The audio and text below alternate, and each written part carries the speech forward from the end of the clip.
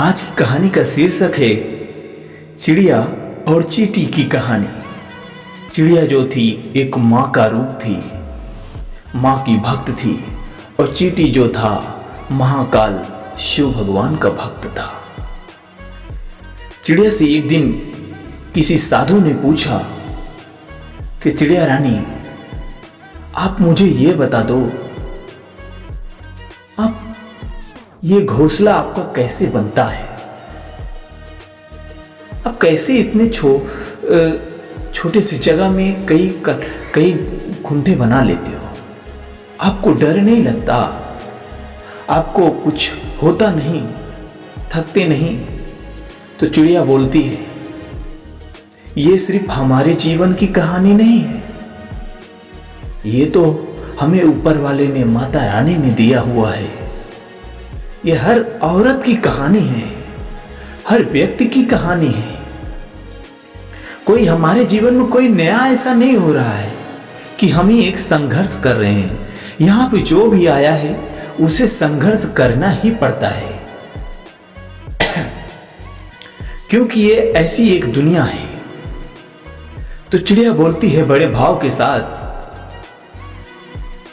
पहले हम अपने घर बनाने के लिए एक ऐसी प्लेस को चॉइस करते हैं, एक ऐसी जगह को चॉइस करते हैं जहां पे कोई अहंकारी आके हमारे घोंसले को तोड़ के ना जाए, उजाड़ कर ना जाए, या फिर कोई आपदा ना आए।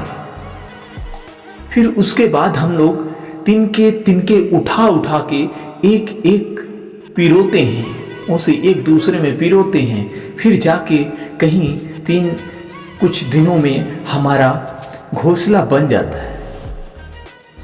घोंसला तो बन जाता है, लेकिन फिर भी डर लगा रहता है कि कहीं कोई आए अपने शौक के लिए ना तोड़ के लेके चला जाए। और भी ऐसे कई प्रॉब्लम आते हैं। बारिश आए तो बारिश में पानी अंदर नहीं जाना चाहिए, इस हिसाब से बनाना पड़ता है। कोई ऐसा पंछी ना आए, कोई ऐसा जानवर ना आए जो हमारे बच्चों को घुस के इजली खा जाए, मार दे। या फिर प्रकृति का भी मौसम आता है, कभी ठंड, कभी गर्म, कभी नरम, कभी हाई ज्यादा बरसात, कभी ज्यादा ठंडी, कभी ज्यादा गर्मी। इन सब से बचना पड़ता है। तूफानों से, जब कभी कभी तूफान आता है तो हमारे घोंसले टूट के गिर जाते हैं जमीन पे। इन सब को जानते हुए भी हम बनाते हैं, अपना कर्म करते हैं। और रहते कितने दिन हैं? कुछ ही दिन हम रहते हैं अपने घोंसले में, फिर दूसरा नया बनाना पड़ता है। इसी प्रकार हम सबका जीवन है। अगर कुछ करना पड़ेगा, कुछ अच्छा जीवन में करना है, तो जीवन में तिनका तिनका उठाना पड़ेगा। हर छोटी बड़ी चीजों को समझना पड़ेगा, हर मौसम से लड़ना पड़ेगा। कहीं रास्ते में कंकड़ आएंगे तो कहीं शब्दों की बाढ़ आएगी, तो कहीं कोई ताना मारेगा, तो कहीं आपके पास पैसा नहीं रहेगा। ये चिड़िया बहुत अच्छी सीख दे के गई, क्योंकि हर किसी के जीवन में कुछ ना कुछ होता है, पर हम इजीली ऐसे चले जाते हैं कि नहीं, हमारे जीवन में ही सब कुछ हो रहा है। नहीं जनाब, ये सबके जीवन में होता है। इलाहाबाद में एक साधु से मैंने खुद पूछा था कि आप नंगे क्यों रहते हो? मतलब नागे साधु होते हैं वहाँ इलाहाबाद में, बहुत से कुंभ मेले में आते हैं जो बिना वस्त्र के होते हैं, बिना कपड़े के होते हैं। ऐसे मैं पूछ बैठा तो बोलते हैं, बेटा तू कपड़ा क्यों पहना है? तो कोई वो बुरा नहीं माना साधु। मैंने बोला कि अपना तन ढका रहेगा, कोई देख के हंसेगा नहीं। बोलता है, मुझ पे तो कोई नहीं हंसता। साधु यही बोला, मुझ पे तो कोई नहीं हंसता।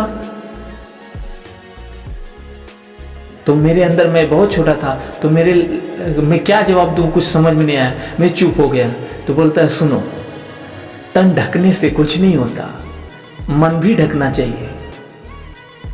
अभी देखो इन लोगों को, जो बहुत अच्छे अच्छे कपड़े पहन के आए हैं, लेकिन क्या कर रहे हैं? एक दूसरे को देख रहे हैं ना, एक दूसरे की सुंदरता देख रहे हैं, एक दूसरे के पहनावा देख रहे हैं, लेकिन अंदर की इंसानियत देख ही नहीं सकते। हमारा कर्म क्या है हम देख ही नहीं सकते, हमारा फर्ज क्या है हम नहीं देख सकते। क्या हमारा इसीलिए जन्म हुआ है कि केवल एक तन ढांकने के लिए? नहीं, मन भी ढांकना पड़ता है, तभी जीवन में कुछ कर पाते हैं। मन के हारे हार, मन के जीते जीत। समय को पकड़ना पड़ता है। इसी प्रकार जो चींटी होती है वो भी अपने एक अवकाश से ज्यादा हमेशा बल का प्रयोग करती है। जितना उसका अगर भार हो उससे 10 गुना 25 गुना ज्यादा वो मिट्टी उठा के बाहर करती है, अपना बिल बनाने के लिए, अपना सुरंग बनाने के लिए। और सबसे बड़ी बात जानते हो, चींटी सबसे छोटी होती है। कभी अगर पेड़ पर चढ़ती है ना तो बार बार गिरती है, लेकिन कभी हार नहीं मानती, क्योंकि उसे मालूम है कि एक बार गिरा हूं तो दूसरी बार किस तरफ से जाना है वो रास्ता मालूम चल जाता है। थोड़ा सा बगल से चले जाएंगे, कट के चले जाएंगे तो और दूर चले जाएंगे। तब तक चढ़ती है जब तक वो चढ़ नहीं जाती है, अपने काम को अंजाम दे के ही आती है। चींटियों से भी सीखना पड़ता है, हमेशा किसी न किसी के पैर के नीचे आ जाती हैं।